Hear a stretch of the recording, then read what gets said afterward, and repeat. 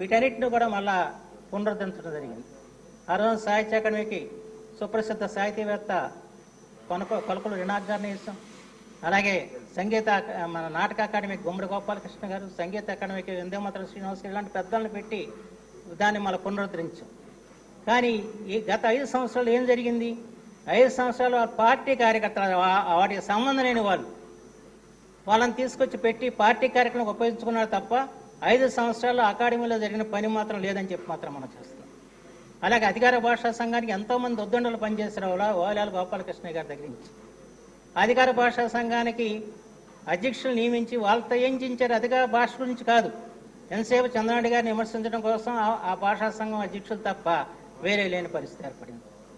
అంచేత మళ్ళా ఈ వ్యవస్థలన్నీ కూడా వాళ్ళ ముందుకు తీసుకురావాల్సిన బాధ్యత వాళ్ళ ప్రభుత్వం మీద ఉంది. ప్రత్యేకించి వీటన్నిటికీ జనకుడు చంద్రబాబు గారు అన్న విషయం మాత్రం గుర్తుంచుకుని మళ్ళీ వాటిని పునరుద్ధరించాలి, సరైన వ్యక్తులతో సరైన నిధులు ఇచ్చి వాటిని ముందు నడిపించాలని చెప్పి మాత్రం ఈ సందర్భంలో నేను మనవి చేస్తున్నాను. ఈ బడ్జెట్లో మొట్టమొదటిసారిగా తెలుగు భాషాభివృద్ధికి 10 కోట్లు కేటాయించారు. ఈ 32 లక్షల బడ్జెట్లో 10 కోట్లకు వచ్చినంత అభినందనలు మరే దానికి రాలేదని చెప్పి మాత్రం మనం చేస్తున్నాం. మొత్తం యావత్ తెలుగు జాతి కూడా ఆనందపడింది. ఇందాక వెంకటరావు గారు కూడా మాట్లాడారు, చాలామంది మాట్లాడారు. అంటే ఇవాళ మళ్ళా తెలుగు భాషని, తెలుగు సంస్కృతిని నిలబెట్టే ప్రభుత్వం వచ్చిందని చెప్పి ప్రతి ఒక్కరు కూడా ఆనందపడుతున్న పరిస్థితి వచ్చిందని చెప్పి మాత్రం మీ అందరికీ మనం చేస్తున్నాం. ఎందుకంటే దీంట్లో ఇవాళ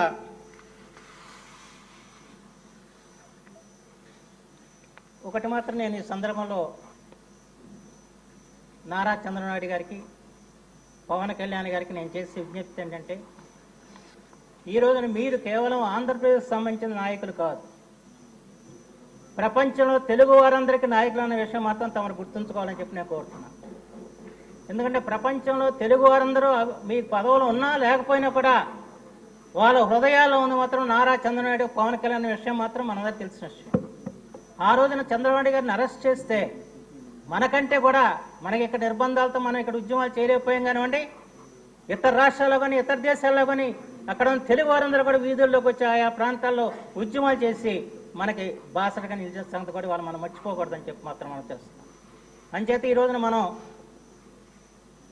ఇతర రాష్ట్రాల్లో ఇతర దేశాల్లో ఉన్న తెలుగు వారి గురించి కూడా మనం ఆలోచన చేయాల్సిన అవసరం మాత్రం ఎంతైనా ఉందని చెప్పి మాత్రం ఈ సందర్భంలో నేను మనవి చేస్తాను. ఎందుకంటే ప్రపంచవ్యాప్తంగా 16 కోట్ల మంది తెలుగువారు ఉంటే అందులో సగం మంది మన తెలుగు రాష్ట్రాల్లో ఉంటే 5 కోట్ల మంది ఇతర రాష్ట్రాల్లో 2 కోట్ల మంది ఇతర దేశాల్లో ఉన్నట్లు మనకు అంచనా ఉంది. అంచేత మనం ఏ పని చేసినా కూడా తెలుగు భాష వికాసం గురించి మనం ఏం చేసినా కూడా మొత్తం యావత్తు ప్రపంచానికి సంబంధించిన తెలుగు వారికి ఉపయోగపడేలాగా మనం చేయాలని చెప్పి మాత్రం ఈ సందర్భంలో మనం చేస్తూ ఆ రకంగా మన సంస్థలు పనిచేయాలని చెప్పి మన ప్రభుత్వం ఆలోచించడంతో ఉండాలని చెప్పి మాత్రం ఈ సందర్భంలో నేను మనవి చేస్తున్నాను. ఎందుకంటే తెలుగు భాష వికాసం, తెలుగు జాతి ప్రకాశమే ధ్యేయంగా ఆనాడు ఎన్టీ రామారావు గారు తెలుగుదేశం పార్టీని స్థాపించారు. ఆ తర్వాత జనసేన పార్టీ అధ్యక్షులు శ్రీ పవన్ కళ్యాణ్ గారు వారికి తెలుగు భాష మీద అమితమైన అభిమానం కాకుండా వారు ఇటీవల కాలం చేసిందంటే మన నుడి మన నది అని చెప్పిన కార్యక్రమం తీసుకున్నారు.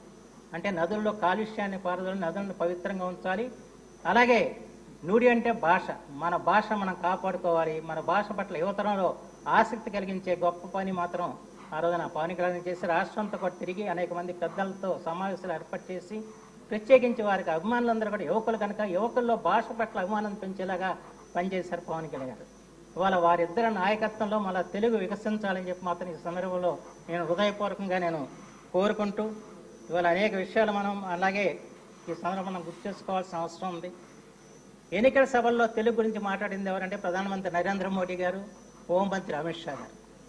వారిరువురు కూడా తెలుగు ప్రాశస్త్యాన్ని వారు చాటి చెప్పారు. తెలుగు భాషను కాపాడుకోవడానికి కేంద్రం మీ వెనకాల ఉంటుందని చెప్పారు. వాళ్ళ జాతీయ విద్యా విధానంలో ప్రాథమిక విద్య అంతా కూడా మాతృభాషలో ఉండాలని చెప్పి వాళ్ళ కేంద్ర ప్రభుత్వం నిర్దేశిస్తున్న పరిస్థితి మనకు తెలిసిన విషయం. అంచేత ఇవన్నీ కూడా వాళ్ళ ప్రభుత్వం గమనంలోకి తీసుకుని పనిచేయాలని చెప్పి మాత్రం ఈ సందర్భంలో నేను హృదయపూర్వకంగా నేను మనవి చేసుకుంటూ, ఇంకా అనేక విషయాలు ఉన్నాయి. అనేక విషయాలు ఉన్నప్పుడు కూడా మనకి సమయం తక్కువ కనుక ఎక్కువగా మాట్లాడతాం లేదు. కానీ ఒకటి మాత్రం నేను మనవి చేసేది ఏంటంటే, ఇవాళ గ్రామాల అభివృద్ధి అన్నది చాలా ప్రధానమైన అంశం. ఇవాళ పవన్ కళ్యాణ్ గారు వాళ్ళ పంచాయతీ శాఖను తీసుకుని దాదాపు ఈ రోజున 4300 కిలోమీటర్ల సీసీ రోడ్లు నిర్మాణం చేయించడానికి వారు దోహదపడ్డారు. అందుకు వారికి నేను హృదయపూర్వకంగా నేను అభినందన తెలియజేస్తున్నాను. అలాగే ఇవాళ